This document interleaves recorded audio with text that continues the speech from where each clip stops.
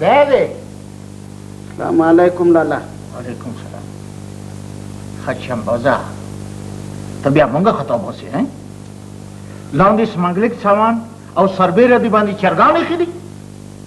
صاحب اوس به غلطي وسول آینده به خیال ساتو. سپاهی جی سر. د دې ټول مال ګدام کې بند کا. څه کوې لالا؟ ها لالا ته زما خبره خو واوره. هر څه چې غواړې دوه ورونه درې حصه. ښه په حساب کتاب پوهېږي بیا خو زما ورور یې کښېنه.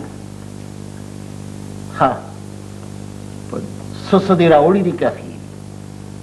صاحب هر څه شته، پریچان شته، ټیپیان شته، بسیاران شته، چرګان شته.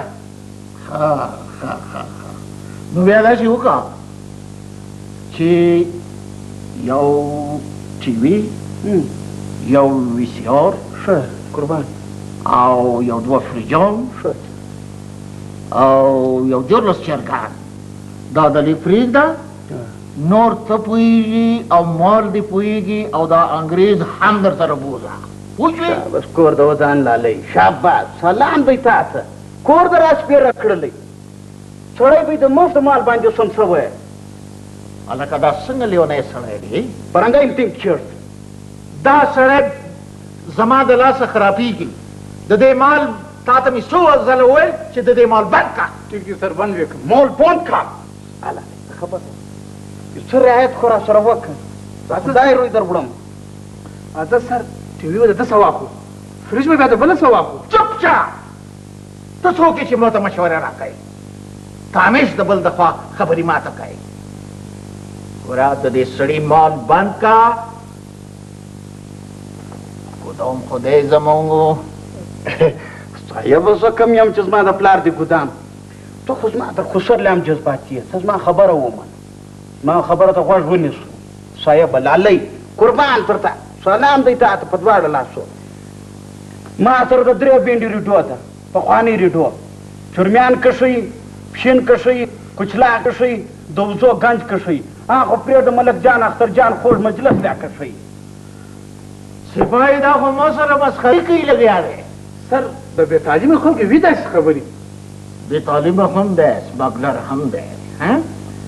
د دې ټول مال یوسه فوراً یې په ګدام کې بند کا. بند کا ګدام کې بند کا. هله خبره خو واوره. کم از کم دا ټي بي ونیسه.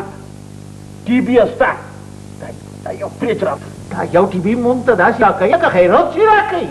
بسیار شته. دا فریج به راپرېږدې. سپاهي جی سر. د دې ټول مال په ګدام کې بند کا کنې. ٹھیک جی سر. بند کا کانی خبره وره ولاکه راته ولاړ چې په روی زمین ما تا سره پاته یو ولاکه د پرېږدم. هلکه دا د قانون قانون قانون قانون لستوړی دی دغه علاقه. ولاکه د علاقه علاقه پرېږدي نږدې لکه د ایمان موږ ته معلوم. هلکه زما هم علاقه که د ایمان تا ته معلوم ته پر شا څه ولاکه پرېږدم. نه د علاقه وم ولاکه د علاقه. نه د علاقه وم. خدای دې خوا ته علاقه لاس مې لکه زه هم لاس مې لکه پرېږده لاس مې.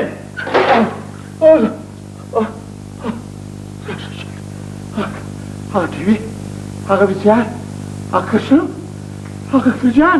بابا په کور کې نه برسته نه وړه. ته د ورځې خوبونه وینې؟ وای وای وای وای وای وای دا ګوره دا وړه بیا د کومه خبره فریجان ټي ویانې کشتم.